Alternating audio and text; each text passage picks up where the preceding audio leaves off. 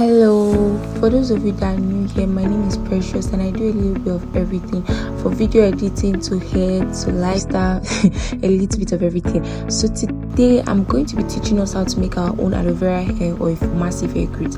I planted this aloe vera a year or 2 years back, and if you want to see a separate video on how I took my aloe vera from looking like this to this, comment aloe vera in the comment section and I will drop that video. First of all, I want to tell us what aloe vera does for our hair. Aloe vera is a plant that contains vitamin A, B, and E. This vitamin contributes to cell turnover, promotes hair growth, and keep it shiny. Now, what does aloe vera do for our hair? Aloe vera strengthens our hair, it promotes healthy hair, it kills dandruff. Yes, even dandruff. Aloe vera kills dandruff. Aloe vera gives us thicker hair. See, this plant aloe vera, if you don't use it, you can't be a Mesigolo fan or a Mesigolo person and not know aloe vera and the use of it. This plant, this green plant, it has a lot of benefits, from hair to face to, it has a lot to skin. This plant is off.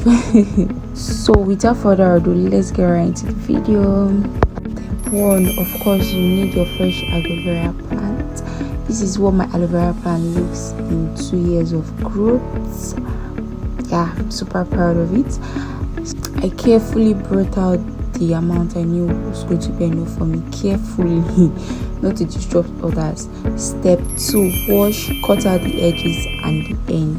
Of course, you want to cut out the end of the aloe vera. It brings out this yellow stuff which is not really beneficial for our hair. Put it in water and soak it. When you soak it for like 2 minutes, you see this yellow stuff on it.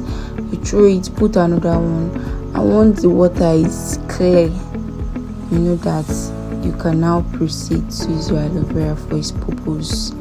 Clear. This is what it looks like after I drained out the water. Step 3, we cut them into smaller bits.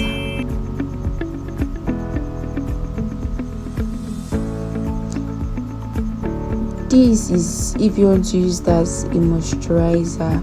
Yes, aloe vera can also be used as a moisturizer for your hair. Step 4, steam on low heat with any essential oil you have. I'm going with my Goya oil, my olive oil, but you can use any one.